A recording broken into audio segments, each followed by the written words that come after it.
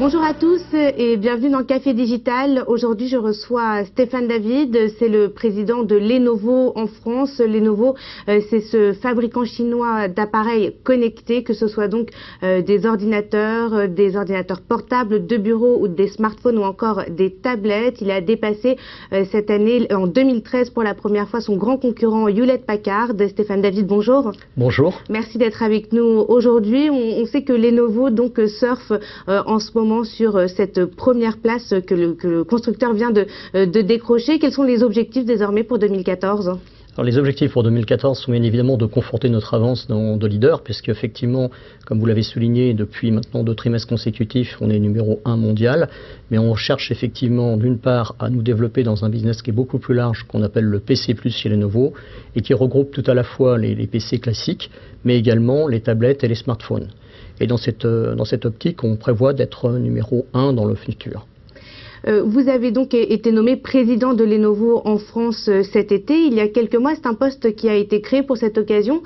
Pourquoi désormais cet accent sur la France ? En fait, c'est un accent qui porte non seulement sur la France, mais sur l'ensemble des grands pays dans le monde, puisque Lenovo, effectivement, en prenant cette position de leadership, doit aujourd'hui montrer une image très homogène vis-à-vis de ses marchés, à la fois vis-à-vis de ses clients, vis-à-vis de ses partenaires, mais également vis-à-vis des investisseurs et des membres institutionnels. Donc, dans ce cadre, on a souhaité avoir dans chacun des pays une organisation qui réponde complètement vis-à-vis du marché par rapport aux objectifs qui sont les nôtres.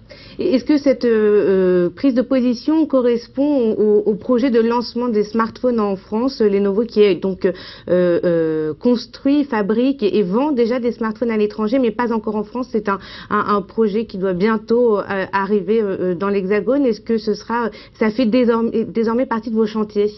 Alors, vous avez raison de signaler le fait que Lenovo, c'est quelque chose qui est peu connu en Europe occidentale, qui est un acteur très important dans le domaine des smartphones, puisque nous occupons déjà la 4e position mondiale. Pour répondre à votre question, nous n'avons pas réorganisé notre dispositif pour répondre particulièrement à l'offre smartphone. L'objectif, c'est d'apporter une grande cohérence par rapport au marché, y compris pour les smartphones. Votre président a dit que ce lancement se ferait mi-2014. On en est où ? Alors c'est un lancement qu'il a annoncé 2014 au niveau de l'IMIA, donc qui correspond en fait à une géographie beaucoup plus large que la France. Donc il y a un train d'annonce qui est en cours, qui vise à effectivement développer nos activités dans plusieurs dizaines de pays sur ce continent très large.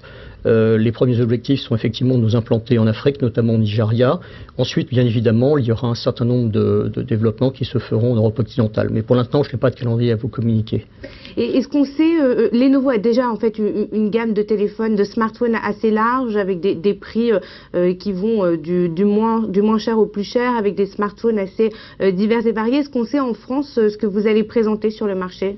Comme je vous l'indiquais, en fait, aujourd'hui, comme on n'a pas aujourd'hui de plan arrêté sur un développement sur la France, ce que je peux vous dire, c'est qu'effectivement, nous avons des smartphones de différentes catégories qui sont disponibles, des produits très haut de gamme, dont un vient d'être annoncé récemment qui s'appelle le Vibe LTE, qui correspond en fait à un produit 4G nouvelle génération extrêmement fin, avec une autonomie très très longue. Donc effectivement, on est dans ce domaine-là en pointe au niveau technologique, mais bien évidemment, nous développerons ces produits au fur et à mesure de notre introduction dans chacun des marchés. Mais l'objectif pour nous, c'est surtout de réussir chaque introduction. Donc on préfère effectivement prendre le temps de nous développer avant de lancer nos produits, de manière à directement prendre une place relativement sécurisée et développée sur ce marché. Alors pour parler des produits qu'on trouve déjà en France dans les magasins, entre les ordinateurs de bureau, les portables et les tablettes, qu'est-ce qui a le mieux marché en cette fin d'année ? On sort d'une période assez agitée pour ce milieu-là. Est-ce que vous avez un premier retour ? Alors effectivement, on a un premier retour non pas sur la totalité des ventes, mais au moins sur les produits qui se vendent, qui se sont vendus actuellement. Donc il est évident qu'on surfe actuellement sur une vague autour des tablettes PC. Donc il est évident que ces produits sont très demandés. Une des forces de Lenovo, c'est d'avoir été extrêmement innovant dans ce domaine, puisque en fait, nous avons développé des produits qu'on appelle multimode. Donc la possibilité sur un format d'avoir une possibilité de basculer le matériel dans différents angles pour répondre à différents besoins, des besoins de divertissement, des besoins de communication, des besoins de travail.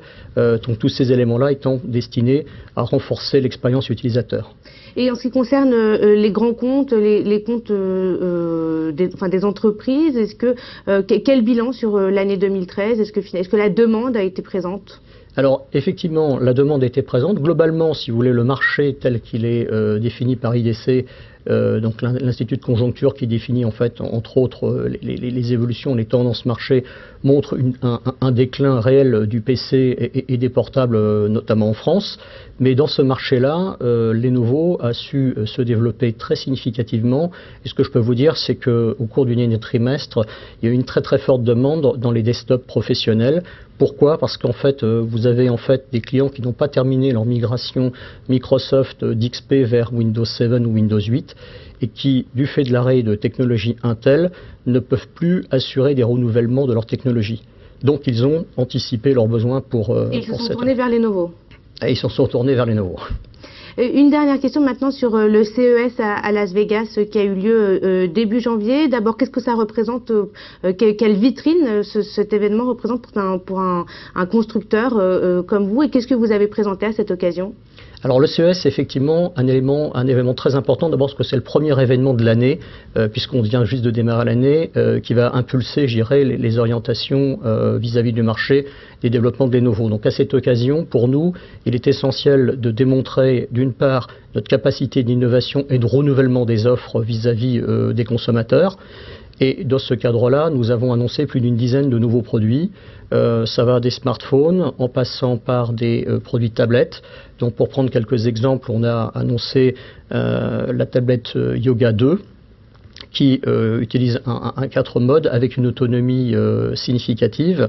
On a également lancé des produits tablettes double usage, double mode, qui vous permettent de retourner en fait l'écran pour le consulter.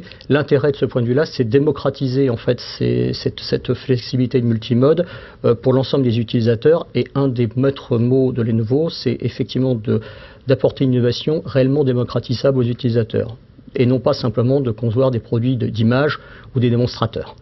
Merci beaucoup Stéphane David. Merci beaucoup à vous. À bientôt. Café Digital, c'est tout pour aujourd'hui. On se retrouve la semaine prochaine avec un nouvel invité.